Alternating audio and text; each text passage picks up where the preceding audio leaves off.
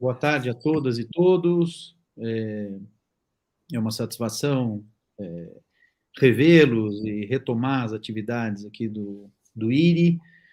Hoje apresento essa atividade do IRI Eco. Confesso que não é uma live feliz, não é uma live da qual nós possamos ter orgulho, não é mesmo, senador?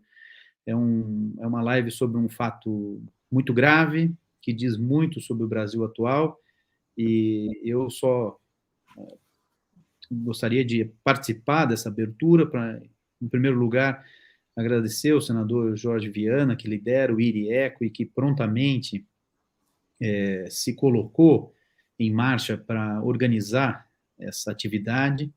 Agradeço também o Francisco Pianco, que é uma liderança na região onde aconteceu essa tragédia, e que vai nos relatar, e nos vai dar em primeira mão as suas impressões, a sua análise, não só do que aconteceu, mas também nós queremos dar voz para para que ele e também outras lideranças possam relatar o que acontece nessa região tão desconhecida do país. Portanto, paro por aqui, deixo a condução dessa atividade nas mãos do senador Jorge Viana, a quem agradeço mais uma vez pela organização dessa relevantíssima atividade dentro do IRI. Senador, a palavra é sua.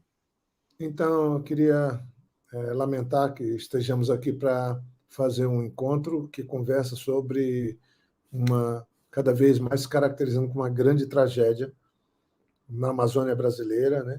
Uma coisa que não tem nada a ver com o mundo civilizado, com o século XXI. E eu queria agradecer aqueles que estão aqui conosco nessa conversa, agradecer o Rafael, dar um abraço no meu amigo Francisco Pianco, que está aqui conosco. Ele, inclusive, está transmitindo pelas redes dele, ao vivo, e dizer que o propósito aqui nosso do IRIECO era conversar com pessoas que tiveram recentemente com o Dom Phillips, que conhece o Bruno. Né? O Beto Marubo é um amigo também, eu tive lá no Vale do Javari, tive com ele, fui acompanhando o fotógrafo Sebastião Salgado há poucos anos atrás, e o Beto está com muita dificuldade de internet para se comunicar conosco, porque é uma região muito isolada, fica próximo do Acre, próximo de Cruzeiro do Sul. Mas eu agradecendo a todos que estão aqui, dizer que essa última notícia de hoje à tarde, que ainda a gente carece de confirmação, mas que há 2 suspeitos que confessam ter participado dessa tragédia, né? Muito lamentável por todos os aspectos, me remota a 88, quando eu, um recém-formado engenheiro florestal, estava no Acre, de volta ao Acre, e a gente vivia as ameaças contra Chico Mendes. Né? Foram 3 anos, eu convivi com ele, e depois, muito perto daquele dezembro de 1988, eu vivi 3 dias, encontrei com Chico Mendes, antes dele ir para Chapuri e ser assassinado no dia 22 de dezembro de 1988. Eu conversei com ele no meu trabalho, na Fundação de Tecnologia do Estado, pedindo até para ele não ir, mas ele queria muito passar aquele Natal com a família dele, com os filhos, com a esposa, e nós tínhamos feito um projeto do BNDES e ele ficou aguardando em Rio Branco mais um dia até sair o caminhão da revisão e foi para Chapuri. E chegando lá no dia seguinte foi assassinado. Lamentavelmente, a Amazônia brasileira ainda é palco de tragédias como essa.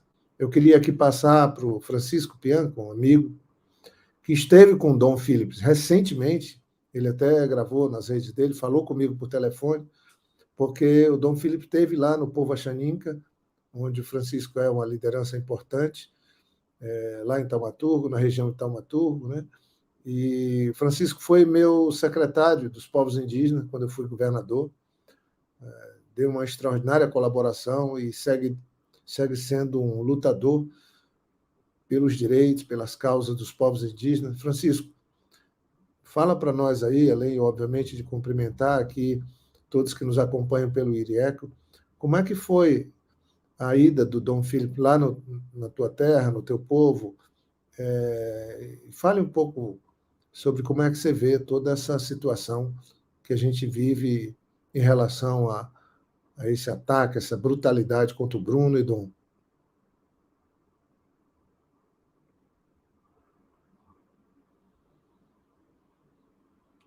Contigo, Francisco. Oi. Boa tarde. Queria cumprimentar todo que está nos acompanhando. Obrigado, Jorge. Aqui o Rafael. E queria dizer que não é um momento muito fácil, né, para nós estar presenciando, vendo essas notícias de uma situação que a gente até imagina que isso é coisa do passado. Está presente hoje nas nossas vidas. Queria aqui falar que a gente lamenta muito o que ocorreu, né? Conheço a família, conheço o Bruno, né? A esposa dele. O Dom é uma pessoa que conhecia há pouco tempo e não queria ter essa notícia, né?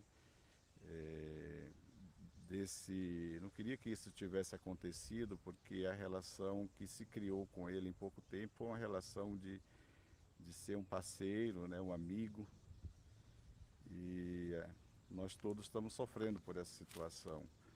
Mas o Beto deve entrar daqui a pouco, que também é um companheiro nosso de luta. E para mim o Beto assim, é uma cara do Javari mesmo, conheço ele ali naquela região, lutando. E parece um sonho, né? Parece assim um pesadelo, parece que não é real o que está acontecendo. Vamos ver o desdobramento disso, até onde, como é que isso aconteceu. O que levou até isso, a gente imagina que tenha sido puramente por ser um amigo da floresta, um amigo dos povos indígenas, né, que só está, né, querendo compreender essa região, já é, já é já se confronta com outros interesses, com outros habitantes aqui dessa região, que ocupa essa região, com outro olhar, com outra maneira. Então, Jorge, eu queria dizer de que a situação, ainda estamos tentando, né, aceitar isso. Isso não é uma questão só aqui do lado do Brasil, isso não é uma questão só do Javari. A gente conhece toda essa faixa de fronteira, que várias pessoas estão passando tiveram, né? Lideranças tiveram situações. Eu lembro aqui em 2014, numa comunidade xaninca vizinha aqui da nossa comunidade, a Pilcha, aqui no Acre, foram assassinados 4 lideranças de uma vez só, simplesmente porque estavam ali lutando para ter uma terra demarcada. Agora mesmo, aqui na região de fronteira, aqui no Acre, com o Peru,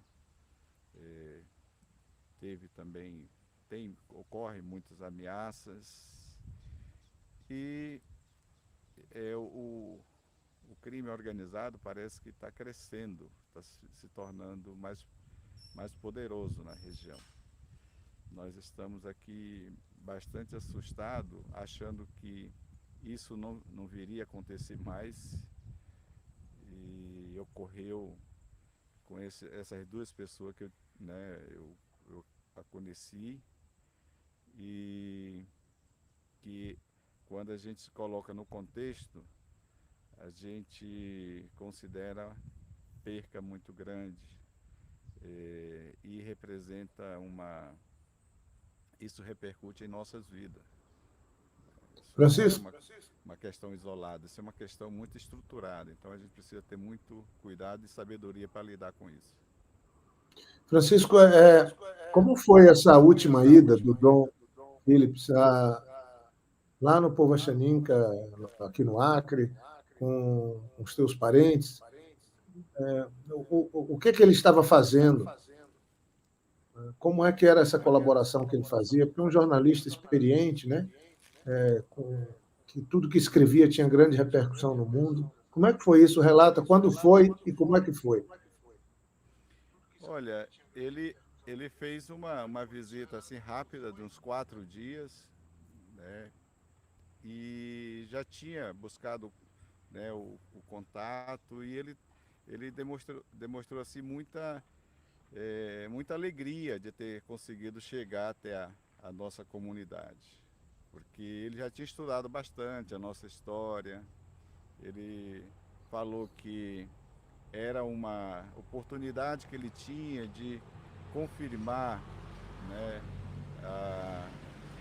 a importância de uma região dessa, e com esse trabalho que nós estávamos fazendo, as possibilidades de caminhos novos. Então, isso ia contribuir muito para que ele pudesse acrescentar muito no que ele estava procurando ver. Ele falava de algumas posturas, de que a Amazônia era um problema, e ele compreendendo que a Amazônia também era uma solução. Então, como traduzir isso, né? Como colocar isso? Então, essa visita na nossa comunidade, ele fez um esforço grande para tentar entender por que tinha um povo alegre, por que tinha um povo feliz, um povo saudável, um povo que tinha perspectiva de vida, um povo que estava preocupado ali com trabalhando a atualização do plano de gestão, do plano de vida da comunidade. Então ele participou desse processo, ele não interferiu muito, né? Ele ficou muito observando, muito vendo, admirando. Ele admirou muito, né? E as falas dele sempre eram de gratidão pela oportunidade de estar vendo uma coisa tão assim importante ao ver dele para a sustentabilidade dessa Amazônia. Então ele estava muito voltado a isso. E era uma pessoa que a gente percebia, se não prestasse atenção, não percebia a profundeza com que ele via a gente mesmo, a Amazônia. Ele era uma pessoa muito discreta, agora, ele entrava pelos detalhes de uma maneira assim muito simples também. Não em nenhum momento se colocou arrogante, se colocou dono da razão. Era um pesquisador. Tá desativado o som, Jorge. Isso, agora foi. Já, ou seja, Francisco, isso me remete aos últimos dias do Chico Mendes. O Chico Mendes também só queria que as populações tradicionais da Amazônia, os povos da floresta, pudessem viver, ser felizes, que a floresta não fosse derrubada, destruída. E o Chico Mendes nunca foi violento, não pregava violência contra ninguém. Você está fazendo uma memória aqui e é inacreditável. Um jornalista que tentava relatar a situação dos povos indígenas, a situação das áreas indígenas. Essa região do Vale do Javari é uma das maiores áreas indígenas do país. Eu tive lá com o Sebastião Salgado, que é um dos maiores fotógrafos do mundo, um brasileiro, uma pessoa que também tem compromisso com um mundo melhor para todos, em ajudar, em proteger as populações originárias, eu falo dos povos indígenas, e aí encontram a violência. Né? Hoje a FUNAI hoje está tomada, praticamente toda a direção da FUNAI não é por concursados ou por civis, são componentes das Forças Armadas, da Polícia Militar. É inacreditável. E a gente está vivendo uma violência como essa. Como é que o Francisco? Fala um pouco. Uma tragédia dessa, ela acontece numa área indígena. Como é que vocês, povos indígenas, estão sentindo essa insegurança com a política desse governo atual, do Bolsonaro, com a nova direção da FUNAI? Você trabalhou na assessoria da FUNAI. Você trabalhou comigo como secretário dos povos indígenas.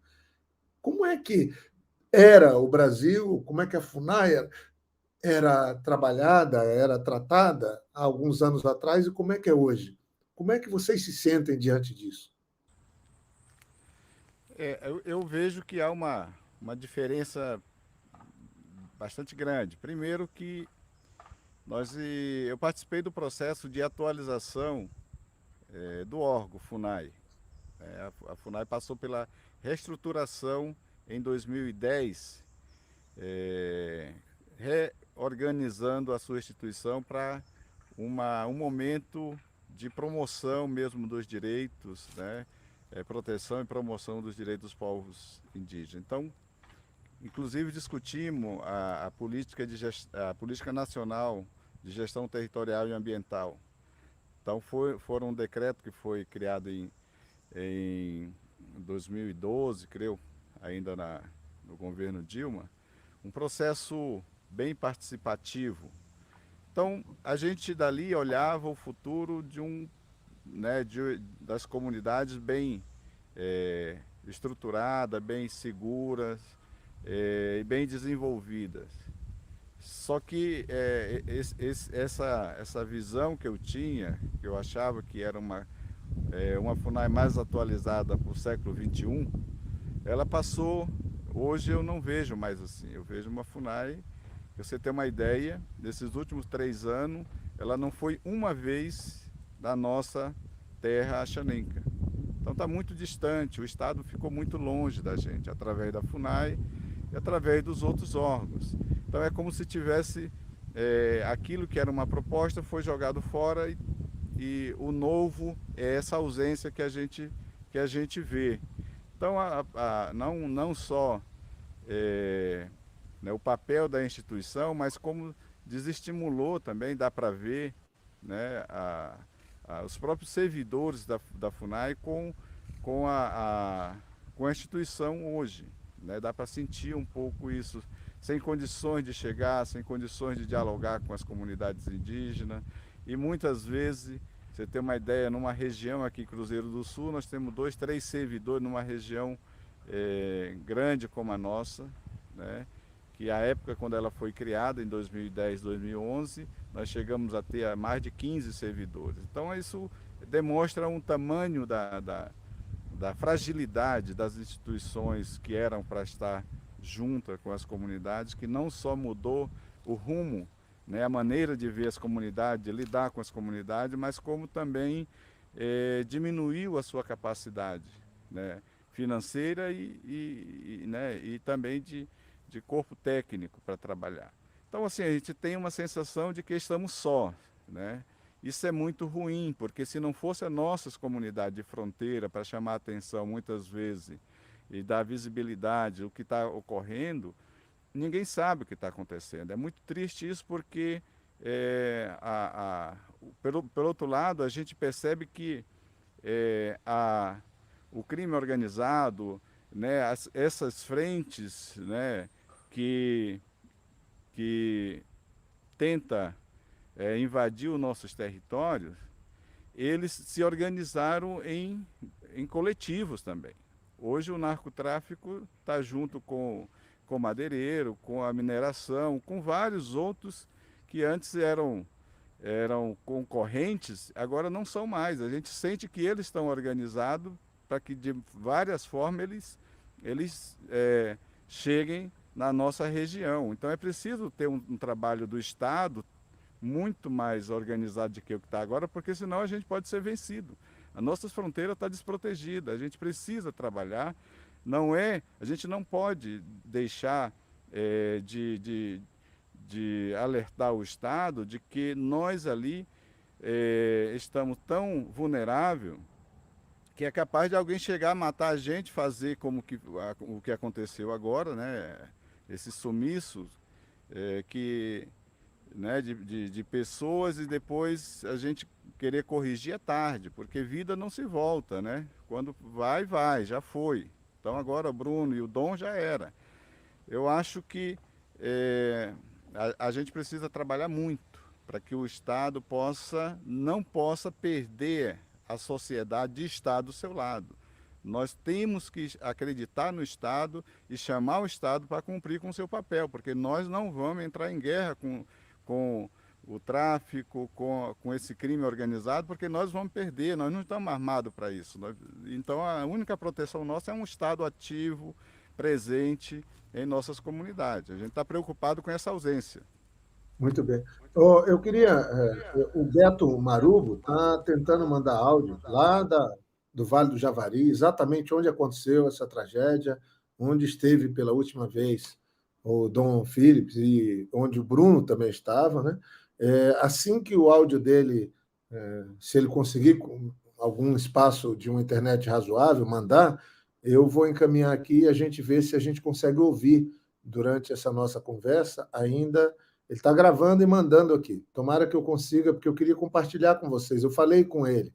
É uma situação muito grave o que está acontecendo em muitas áreas da Amazônia. A Amazônia é um continente, e o que a gente vê hoje é que o governo, setores do governo atual, tem os índios como inimigo, tem os territórios indígenas como inimigos. Isso é terrível. São 39 coordenações da FUNAI. Todas elas, só tem, acho que 2 ou 3 que estão funcionários concursados. O resto é tudo gente de polícia, gente ligada às Forças Armadas, que não tem nenhuma relação com os povos indígenas. Então, eu queria até um comentário do Rafael. Eu, particularmente, acompanho, Francisco, você também, a gente conversa de vez em quando. A imagem do Brasil lá no exterior é terrível, por conta desse governo que a gente vive. O Brasil agora é conhecido como o país que destrói a floresta, que destrói a Amazônia, e também já não é mais visto como um país que ajudaria na segurança alimentar, enfrentamento da fome no planeta, o que é muito ruim. Até algum tempo atrás, né, alguns anos atrás, o Brasil era respeitado porque era um país protagonista, por conta de ter adotado medidas de redução do desmatamento, era protagonista das ideias, dos propósitos, dos acordos de enfrentar as mudanças climáticas. E era também esperança da gente vencer a fome. Quando o Brasil, no governo Lula, saiu do mapa da fome, né, o mundo inteiro ficou na expectativa de que o Brasil, por ter a terra que tem, porque na época que foi reduzido o desmatamento em 80%, nós tivemos uma redução do desmatamento de 2002 até 2010, mais ou menos, em 80%, e a produção agropecuária brasileira mais que dobrou. É possível reduzir desmatamento e aumentar a produção de alimentos e a criação de animais.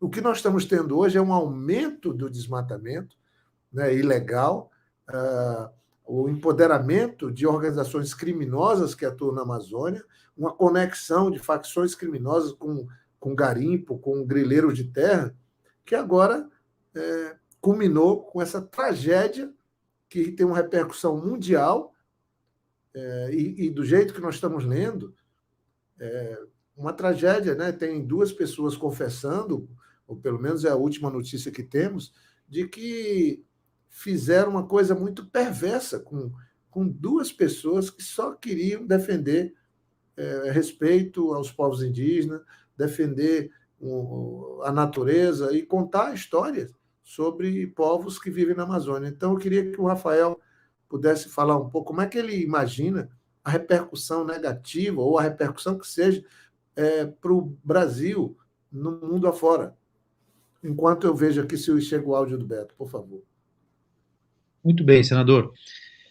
É um cenário, como já dissemos, muito triste. E o pior de tudo, Francisco, senador Jorge Viana, é que é impossível caracterizar isso daqui como uma mera omissão do Estado. Isso daqui é um projeto de destruição, né? Na minha visão, é impossível qualificar isso, não é possível que a gente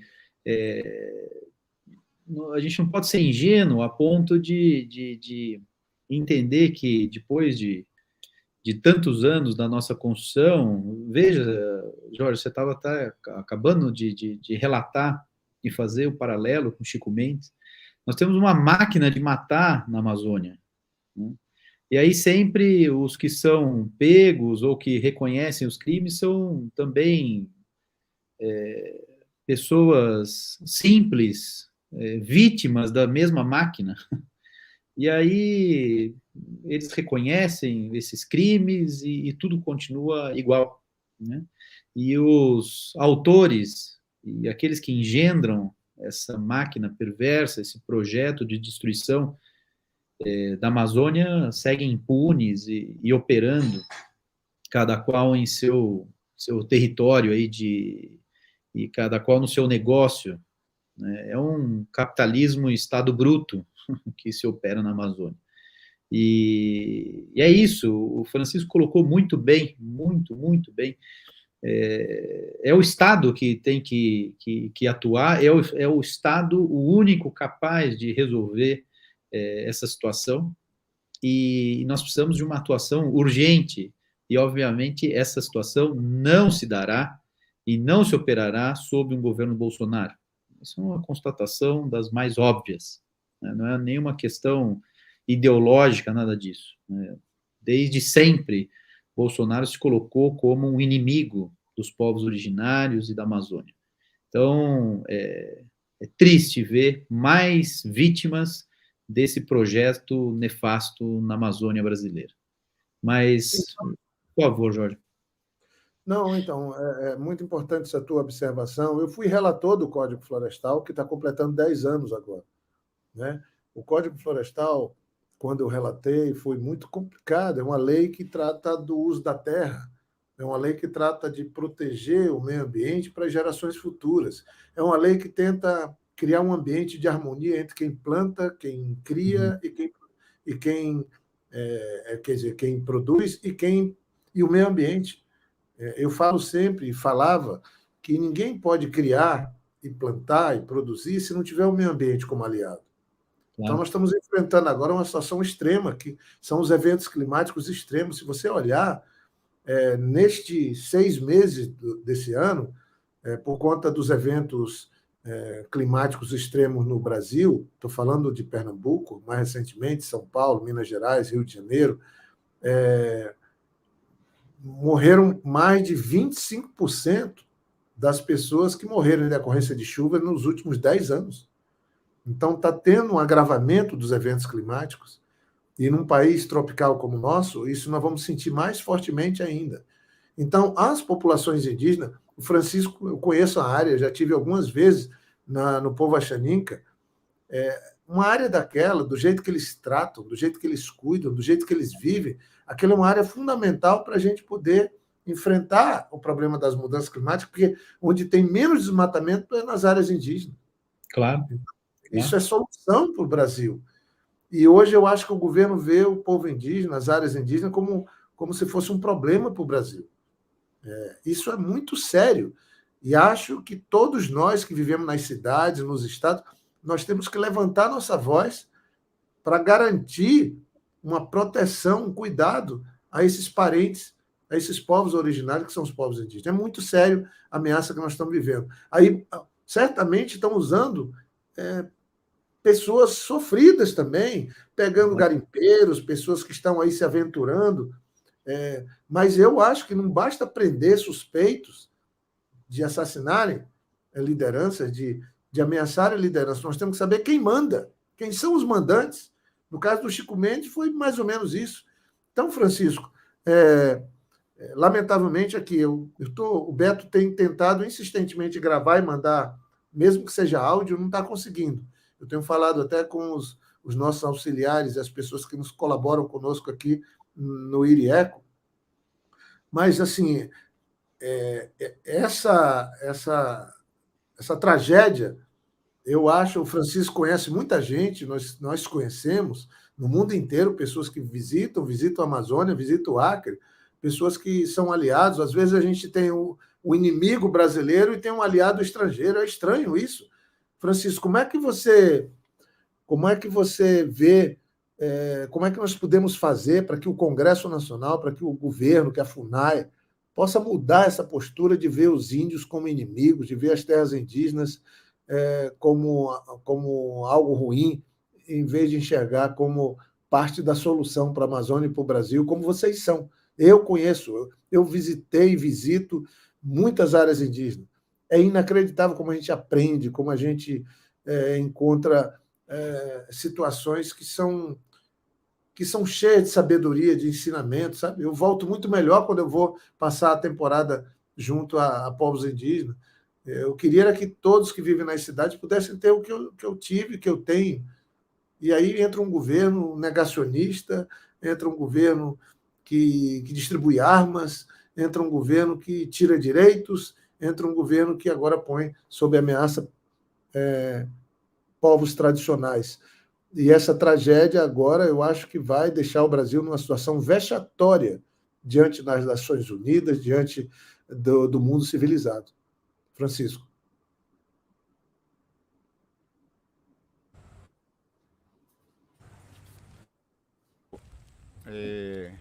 Jorge, que primeiro eu acho que o Estado tem que assumir essa responsabilidade de fazer a proteção, tanto seja urbana como da floresta, interior, e tem que se organizar para isso. E não se faz proteção só com repressão. Acho que você tem que fazer um papel de diálogo da sociedade para entender, inclusive, né, o quanto ela é importante, né, estando organizada, fortalecida, cumprindo bem com o seu papel, porque não tem outro jeito. Não dá para responsabilizar só um, mas eu acho que tem papéis muito bem definidos já. O Congresso, imagina, a gente olhando aqui da floresta para ele, a gente vê que o Congresso é um ponto importante para o equilíbrio. Você não pode ter um Congresso tentando favorecer um e destruir o outro, porque senão ele começa ali já uma guerra. Isso reflete na ponta. Eu acho que tem que ter espaço para todo mundo. Eu acho que essa construção que a gente já viveu, do diálogo, do debate, já tem o suficiente para saber que tem lugar para todo mundo. Isso é uma coisa no campo mais da política, né? Nós não podemos ter na política um meio para destruir. Tem que ser para pacificar, para equilibrar a sociedade, para fazer o diálogo, para poder orientar o próprio país. A outra coisa, nós temos que viver, né, temos que investir em ciência e tecnologia. Eu acho que nós temos dois mundos que precisam se conversar, que é o saber da floresta, as tradições, os conhecimentos, os modos de vida, com a ciência moderna. Eu acho que se houver esse diálogo, a gente consegue compartilhar daqui da floresta coisas importantes para o resto do mundo, como o mundo também tem coisa importante para a gente aqui na floresta. Eu acho que esse equilíbrio é possível fazer desde que a gente tenha essa capacidade de enxergar o outro, de ver o outro. Assim a gente avança, em todos os sentidos. Eu acho que não dá para você querer destruir, explorar uma região de maneira desrespeitosa. Você chegar numa região como a amazônica, olhando ela só com um olhar externo, sem compreender o olhar de dentro, o sentimento da vida aqui na floresta. Essas coisas precisam. Isso não é dizer que tem um melhor do que o outro aí. Eu acho que todos têm a mesma importância. Agora, só para fechar, eu acho que essa ignorância, esse não aceitar, não não se abrir para você reconhecer o outro, que leva situações como essa, extrema. Não dá para a gente viver em pleno século XXI, país, né, como o Brasil, já tão, né, conhecido no mundo, que tem histórias importantes aqui, exemplo importante, está passando por uma situação como essa, de assassinatos, né, de depredação. A Amazônia é um patrimônio nosso, né, um patrimônio brasileiro, é um patrimônio do povo brasileiro. Eu acho que a sociedade tem que acordar para isso, né, de começar a cuidar também, independente de onde ela esteja. Não deixar essa responsabilidade só para quem está aqui na Amazônia. Tem a sensação de que a gente em alguns momentos, em algumas declarações, de que nós somos problema para o Brasil, nós somos atraso para o Brasil. Eu acho que o Brasil, como um todo, principalmente esse olhar agressivo, destruidor com relação a nós, precisa parar um pouco e olhar a Amazônia como uma oportunidade, não como um atraso. Eu acho que isso vai fazer o equilíbrio, porque nós estamos muito aqui preocupados, porque nós vamos estar sendo tratados e sendo vistos sempre contra como aqueles que não querem um progresso, não querem desenvolvimento. Esse discurso já não cabe mais, não se aplica. Conversa com a gente que eles vão entender que a gente quer o bem do país, a gente quer o bem da família, a gente quer o bem da diversidade, a gente quer que essas formas diferentes, ela possa ser referência também para a gente conseguir fazer o equilíbrio. O planeta está precisando se encontrar, né? Não adianta pensar que é só uma espécie humana que vai resolver o problema. Eu acho que a diversidade a gente fica muito mais forte. Os conhecimentos acadêmicos, científicos, vão ser importantíssimos para ajudar a entender, né? Talvez seja uma porta de entrada para a gente entender o valor e a importância que a nossa Amazônia tem. Ô, Francisco, eu consegui agora mandar para os nossos amigos aqui no IRI um áudio do Beto Marubo. Tomara que os amigos que estão aí, não sei, Rafael, o contato, para ver se daqui a pouquinho. Vamos ver, eu mandei agora, o Beto conseguiu me mandar, porque seria importante, né? Tem até um mapinha aí que o pessoal preparou para mostrar onde está o Beto Marubo. Ele é uma das grandes lideranças, vive sob ameaças, lá do Vale do Javari. O Vale do Javari é enorme. O Sebastião Salgado agora está tentando ver se consegue um projeto para ter implantação de energia solar. Esse abandono do Brasil, do atual governo com a FUNAI, é uma coisa criminosa. A FUNAI desativou as frentes de proteção aos índios isolados. O que são índios isolados, gente? Quem está acompanhando aqui essa nossa conversa, no Acre, nós temos ainda centenas, se não milhares, de índios que vivem na floresta sem nenhum contato.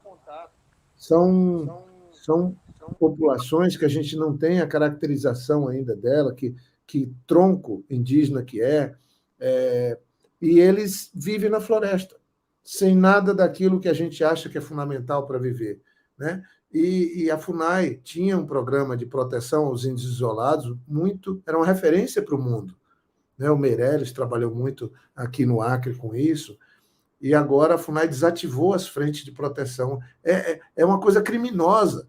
Eu acho que isso tem que ir para os tribunais internacionais, essa postura do Estado brasileiro. Eu não estou fulanizando, não é um presidente ou coisa, porque também um Congresso, às vezes, eu fico muito triste de ver o Congresso fazendo coro com coisas que não são civilizadas, que não fazem parte do século XXI, do mundo civilizado. Então, essa situação que nós estamos vivendo agora, eu particularmente tenho muita esperança que isso mude. E Rafael, enquanto a gente aguarda aqui... O Marcos já disse que está pronto lá, viu, senador? E aí vamos ver se conseguem organizar esse áudio. Aí vamos ver se é possível ouvir o Beto. Vejam bem, o Acre está aqui, vocês estão vendo na tela, tem a terra indígena do Vale do Javari, eu estive aí nessa área, Atalaia do Norte, então tem 26 quilômetros de distância, né, entre a comunidade São Rafael, e nós estamos falando numa região na fronteira do Brasil, e muito próximo aqui do Acre, uma região muito distante de Manaus. Essa região é mais perto aqui de Cruzeiro do Sul, em alguns aspectos, de Rio Branco do que de Manaus. Mas nós não temos conexão com ela, e é uma região enorme, são milhões de hectares. E aí, o que é que você tem? É uma área cobiçada por garimpeiros, por grileiros, e agora respaldada por autoridades brasileiras que querem destruir essa organização que o povo indígena conquistou de proteger sua cultura, sua história, né, com demarcação. Então, o Brasil parou de demarcar a terra indígena e ameaça os territórios indígenas demarcados. E é mais ou menos isso que levou à morte, ou a essa tragédia, porque a gente tem que depender de confirmações. Duas pessoas, o Bruno e o Dom Philip, que estavam procurando denunciar as ameaças que os povos indígenas na região do Vale do Javari estavam vivendo e vivem. Vamos ver se é possível pôr aí. Eu não sei. Marcos, por favor. Olá, Jorge Viana. Eu quero agradecer o espaço, né? E agradecer também, né, por lembrar da gente aqui no Vale do Javari, né? E, na verdade, né, já respondendo a sua pergunta, na verdade eu não conhecia o Dom tão bem quanto o meu amigo Bruno. O Bruno eu conheci desde quando ele começou a trabalhar na FUNAI aqui na minha região, lá em meados de 2010, e fomos, né, se tornamos grandes amigos até então. Costumava dizer e ainda é um irmão de mato, né? O Tom, ele era um dos parceiros, além de tantos outros parceiros que a gente tem, né? No meio acadêmico, no meio do ativismo ambiental, no meio do ativismo político, né? No meio do ativismo social. E o Tom era um jornalista muito voltado para a questão amazônica. Disso não é nenhuma novidade, né? Então, o Tom, ele sempre trocava ideia comigo por WhatsApp, por telefone, como otimizar, como qualificar as informações sobre o Vale do Javari, das quais ele publicava no The Guardian, né, onde ele prestava serviço, não sei, sem vínculo ou com vínculo, mas enfim, ele sempre publicava matérias através do The Guardian, né? Então, assim, o Tom também me falou, né, nos comunicando por WhatsApp, de que ele estava com uma ideia de publicar um livro, né?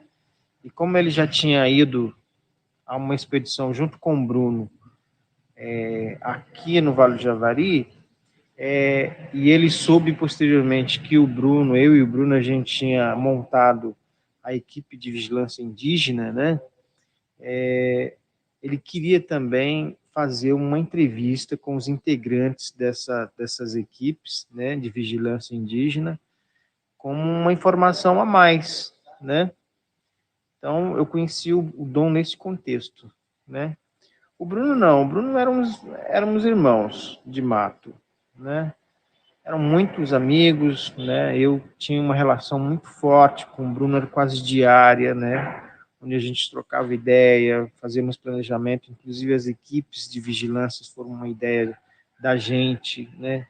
Pensando nesse contexto onde a FUNAI, além de um negacionismo, né, proposital do governo atual, vinha sendo desgastada, tanto técnica quanto orçamentária, quanto de pessoal, né? Ou seja, um desmonte proposital desse governo, né? Muito mais ainda, porque a FUNAI ela ela não vem sendo desmontada a partir do atual governo, né? Só que ela praticamente chegou ao estado de quase inadição no atual governo, né? Uma inoperância absurda, onde tem se tornado uma instituição muito mais voltada a tudo que se opõe aos objetivos institucionais dela. Hoje a FUNAI não passa de um escritório de uma instituição que representa grileiros, garimpeiros, o agronegócio retrógrado, né? Então, nesse contexto, é que a gente pensou as equipes indígenas numa perspectiva da gente qualificar as informações sobre invasões do território, sobre as condições do território, sobre a vulnerabilidade dos índios isolados, né? E a ideia era o seguinte: se a gente não pode contar com o Estado, vamos fazer o Estado pensar e obrigar o Estado a fazer o trabalho dele, entendeu? Então, em suma, é isso. Espero ter respondido a sua primeira pergunta.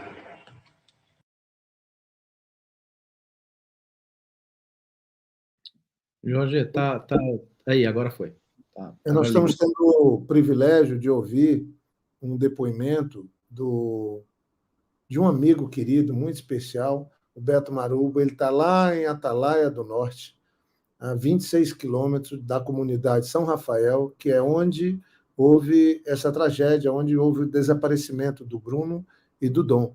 Então, imagine, lá no Vale do Javari, e eu digo a vocês, uma das pessoas ameaçadas na região é o Beto Marubo, por conta de ser uma pessoa que luta, que trabalha, tem uma capacidade extraordinária de diálogo, mas ele está sofrendo ameaça pelo que ele defende. O que ele defende? Ele defende a proteção da área do povo dele, é uma das áreas mais importantes que nós temos indígena do país e uma das mais abandonadas, à própria sorte.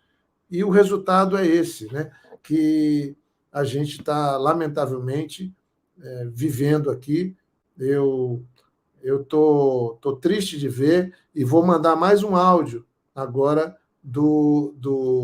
ver se a gente consegue, porque eu fiz 2 perguntas para ele, ver se eu consigo ter aqui esse áudio dele para compartilhar com vocês. Nesse momento, agora eu estou mandando para a Samantha, no Irieco, e ver se a gente consegue, porque eu acho que é muito importante nós ouvirmos. Se vocês conseguirem pôr no ar, eu já mandei agora o segundo áudio dele, ouvimos o Beto, porque ele está lá. Ele falou: Jorge, tem jornalista do mundo inteiro aqui, não tem internet, o transporte é terrível, a distância. Eu tive nessa área, as pistas de pouso para descer, você corre risco quando desce. É uma coisa, realmente, uma irresponsabilidade do Estado brasileiro, uma coisa abandonada pelo Estado brasileiro. E eu queria, Rafael, que você até comentasse um pouco, enquanto vem o outro áudio, como é que você, que vive em São Paulo, como é que vocês estão vendo isso? Porque se Brasília, São Paulo, Rio de Janeiro, as pessoas que vivem nas cidades não se levantarem para defender esses povos que terminam que nos defendem, quando eles cuidam da Amazônia, cuidam dos seus territórios, quando eles procuram conservar a biodiversidade, eles estão nos ajudando, porque eles estão ajudando a gente a manter a vida no planeta. É muito sério que eu estou falando como técnico. Né? A ameaça da mudança climática ela é real, e ela é resultado, segundo a comunidade científica, desse padrão de produção e consumo que nós estamos implementando no planeta. Ou a gente muda, ou a gente morre. Agora, é inaceitável que pessoas, um jornalista que está escrevendo, contando histórias que ele encontra nas aldeias, nas regiões da Amazônia, que um sertanista, um indigenista, que estava ali fazendo o seu trabalho como funcionário do Estado brasileiro, serem assassinados, serem enfrentados por milícias, por grupos armados que estão a serviço, certamente, daqueles que se sentem respaldados pelo governo brasileiro para fazer isso. É verdade, senador. Me parece, o Marcos já está com o áudio pronto, mas respondendo a sua pergunta, parece que a Amazônia, a exemplo de outros grandes temas do Brasil, outros grandes desafios brasileiros, eles comovem os brasileiros de maneira geral, de maneira muito episódica. Então, isso daqui acontece, todo mundo gera uma comoção enorme, daqui uma semana não se fala mais nisso. E veja também, senador, que isso gerou uma comoção enorme, porque se trata de duas pessoas que são um estrangeiro e outro que é a representação de uma certa classe média no Brasil. Porque isso daqui morrem aos montes, todos os dias, defensores da floresta e defensores de direitos humanos. Então, eu acredito que nós precisamos trabalhar muito ainda para que as pessoas tenham a real dimensão do que significa a Amazônia, sem cair também nesses maniqueísmos, né? Ora, tem uns que falam, olha, vocês não querem colocar a mão na Amazônia, e os outros, né? Fica uma conversa de maluco, sem qualquer racionalidade. Olha, né? Mas eu acho que é isso, a gente precisa caminhar muito ainda para que as pessoas tenham um real compromisso com a Amazônia, e com os povos da Amazônia, sobretudo. Então, você tem uma ideia, o Chico Mendes foi assassinado 7 horas da noite, no dia 22 de dezembro de 88. Nós conhecíamos o Chico, convivíamos com ele e sabíamos que muita gente de fora do Brasil estava preocupada com ele, conosco aqui no Acre, na Amazônia, e as autoridades brasileiras não estavam preocupadas. Então, a morte do Chico Mendes foi capa do New York Times primeiro, foi capa dos jornais The Guardian e outros da Europa, para depois ser capa dos jornais da imprensa brasileira.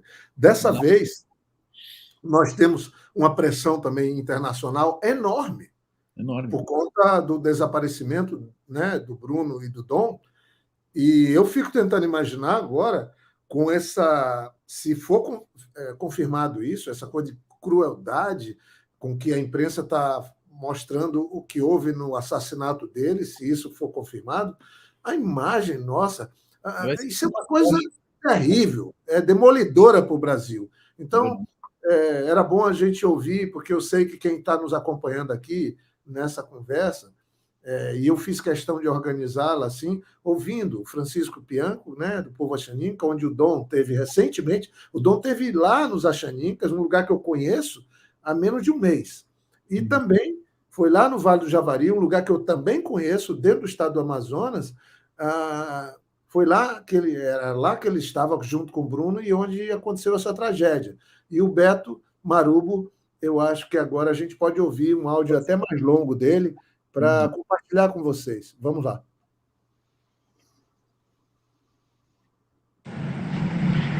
Então, Jorge Viana, meu caro amigo, eu falei com o Bruno, no caso, né, que era a pessoa, que era o meu amigo, a gente tinha uma maior proximidade. Eu falei com ele, a última vez ele tinha ido visitar a minha família lá na Aldeia Maronal, onde você já esteve lá presente junto com outro amigo nosso, né, o Sebastião Salgado, que é a Aldeia Maronal. Você esteve lá, né, você conhece essa aldeia. E a ideia do Bruno era montar uma equipe indígena para a gente fazer a limpeza do perímetro da terra indígena nessa região sul. O Vale do Javari, como você sabe, é a segunda maior terra indígena do país, né? Ela abrange regiões do Amazonas, assim como também próximo do Acre. Ela faz fronteira com Impixuna, faz fronteira com Cruzeiro do Sul, no Acre, Impixuna, Amazonas, Cruzeiro do Sul, no Acre. Então, assim, ele foi via Cruzeiro do Sul, né? Ele morava em Belém, mas ele foi até Cruzeiro do Sul, porque via Cruzeiro do Sul a gente entra por terra até minha aldeia, né? E lá ele fez uma reunião para montar a equipe que vai fazer a limpeza dos limites sul, né? E de lá ele ia para uma outra reunião já no centro da terra indígena, né? Numa região que nós chamamos de Médio Rio Curuçá, e de lá ele desceria o rio, né? Até lá do norte, onde ele encontraria o Dom. Então, esse planejamento, quem vinha fazendo muito era o Bruno. A minha conversa com o Dom era muito mais no sentido de ajustar as retóricas, no sentido de atualizar as informações, né? E como não se tratava de uma de uma viagem dentro da terra indígena, a gente ficou despreocupado com relação a autorizações, né? Acontece que o Dom, ele já tinha uma noção, porque o Bruno já tinha informado ele, sobre o nível, o aumento das ameaças contra as pessoas que vêm protegendo a terra indígena, né? Não somente contra o próprio Bruno, como também a minha pessoa, como também os demais integrantes do movimento indígena, mas, sobretudo, aqueles que estavam à frente, né? A questão de ameaça contra a integridade física minha e do Bruno também já não era uma novidade. Porém, os casos chegaram aos níveis, né, que nós estamos vendo hoje, muito no atual governo. A gente tem uma leitura clara de que, a partir do momento que o presidente da República, né, praticamente nega o direito dos indígenas à sua terra, praticamente dá uma autorização implícita para que enfrente indígenas, para que invadam as terras dos índios, para que destruam o meio ambiente, todo o crime, né, relacionado à destruição ambiental, à invasão de terras públicas, à grilagem de terra, à garimpagem ilegal, ele se sente empoderado, né? Num contexto também onde as nossas fronteiras foram praticamente esquecidas, né? A desestruturação das instituições do governo vem causando um vácuo nesses territórios, né? Então, com o enfraquecimento da FUNAI, numa área que é a maior terra indígena do país, com a maior quantidade de informações e referências sobre índios isolados no mundo, né? Foi ocupada por quadrilhas especializadas no contexto de fronteira, né? E aí é importante se enfatizar o crime organizado vinculado ao narcotráfico, né? E a violência decorrente de tudo isso, né? E assim, muito provavelmente, né? Tudo que que causou, né, o desaparecimento de ambos, tanto do meu amigo Bruno Pereira quanto do nosso parceiro, o Dom Phillips, né, está totalmente correlacionado a isso. Nós temos essa leitura bem clara de tudo isso. Agora, sim, o que tem que ficar claro também é que, enquanto o nível de ameaças vinha aumentando, a gente vinha também proporcionalmente qualificando essas informações em campo, com essas equipes indígenas.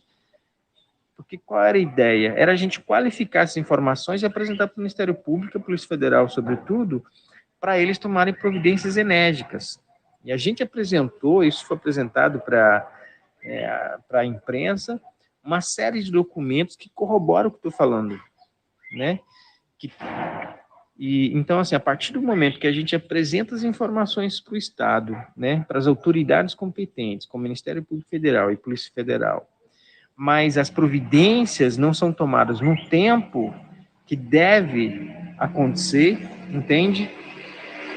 A gente passa a estar muito ameaçado, muito mais ameaçado, muito mais vulnerável, muito mais exposto, né? E o Bruno estava nesse contexto, né? Apesar da gente ter tomado todas as precauções, apesar das experiências que nós já tínhamos no âmbito da FUNAI, né? Trabalhamos por mais de 10 anos com esse tema de proteção ambiental e fiscalização ambiental, os riscos existem, né?